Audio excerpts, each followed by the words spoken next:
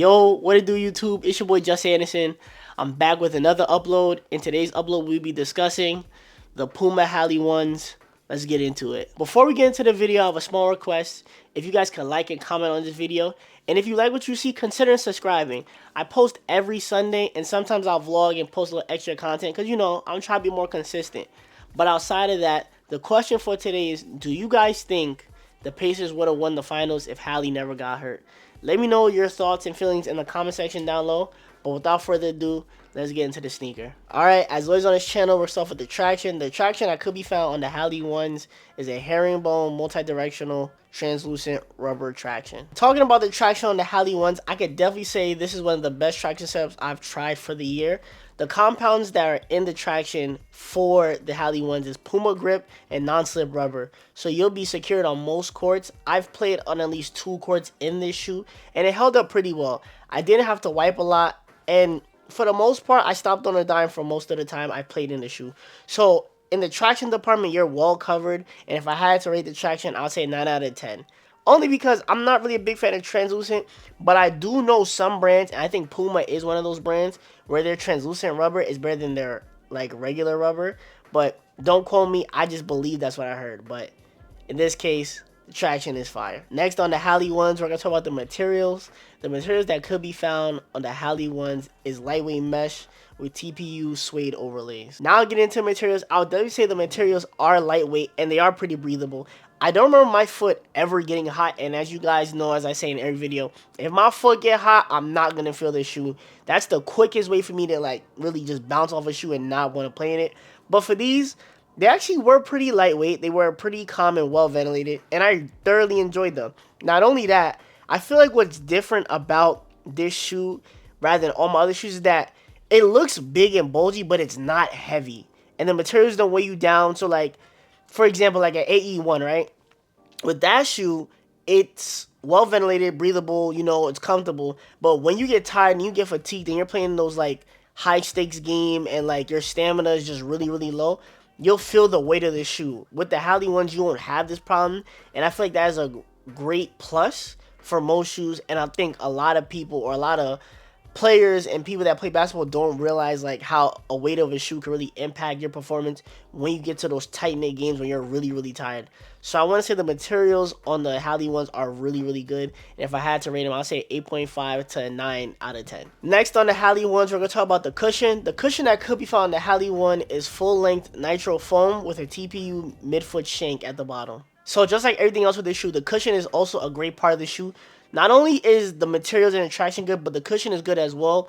It's really comfortable. You don't have to have like that problem of like you put it on the first, then you got to break it in. The break-in time is really not there, if I'm being honest. Not only that, the shank at the bottom really keeps the shoe from twisting and turning. So I believe somebody had asked me this question on one of my videos about like what's the importance of a midfoot shank. So I'm going to give an example. So as you guys know, Wemby's killing it, right? I believe Wemby is playing in the GT Hustle 3. If you guys watch Wemby playing when he does his moves, you see how his shoe like twists over and it kind of like rolls over a little bit.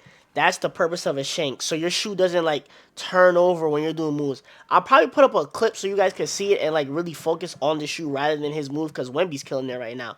But I just want to give, you know, a detailed look and an example of why a shank is really important. And as you guys could see, or as you guys will see, that's why shank is important, because you don't want your shoe turning over while you're doing your moves. Not only that, I want to say that the cushion, like I said already, I had no problems. I really did enjoy it. And it was just comfortable on foot from when I was tired to when I wasn't tired to when I first put it on to the last time I put it on. One of the best cushion setups, and Puma's going to keep using this thing because you know why? It works. And if it works, and if it ain't broke, don't fix it. So if I had to rate the cushion on the Hali ones, I'll definitely say it's like a 9 out of 10 for sure. Next on the Hali ones, we're going to talk about the fit. In terms of fit, as you guys know, I'm a true to size type of guy. I don't go half a size up or down. That's never been my style. But one thing I would say about the Hali one is that it does feel a little, I don't think hollow is the right word, but I do want to say like roomy in the shoe. When I was playing the shoe, my foot felt pretty roomy in there. Like, and it wasn't like a bad roomy. It was just like, shoe is like, this is a pretty big shoe. And I feel like I got a lot of room, not in the toe space, just in general. But it felt weird, but as I got used to it, it felt fine. Like, I got used to it. So I would definitely say, like, the fit's like an 8 out of 10, because that roomy feel might be a little skeptical to some people. But outside of it feeling a little weird, I would definitely say go true to size. Definitely. My final thoughts on the Hali one is that this is a very strong shoe from Puma. I think if they just keep doing what they're doing and probably make a low cut, but then again, who knows? They might make a low cut, they might not. But I would definitely say, like, if they could just figure out a way to have, like, a high cut version and a low cut version, I would definitely pay money for the low cut version. Because the mid is already good, but as you guys know, lows are, like, more cool in the basketball world. And I would be interested to see, like, a Hali shoe in a low cut form. Outside of that, shoes just amazing. If you're looking for a shoe where it's not like Nike or Adidas or Under Armour and you want to try like a different brand or try your first Puma shoe, I would definitely say try the Hali ones before you try anything else from Puma. Not only that, I have not tried anything from Puma in a while. The last thing I tried from Puma, I think, was the RS Dreamer, which was the J. Cole ones. The first ones, not the second ones. And I love those shoes. So between those, I might have to do like a compare and contrast video on those. If you guys want that, let me know in the comment section, because I'll definitely dig through my pile just to find those shoes, like, for sure. But with that being said, don't forget to like, comment, subscribe. It's your boy Just Anderson. Thank you for tuning in to another upload. You know, share this to your mom, cat, dog, friend, cousin, who's ever into basketball shoes.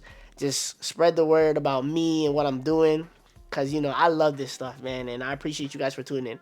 With that being said, peace and love, family. I'm going to see y'all. I'm out of here.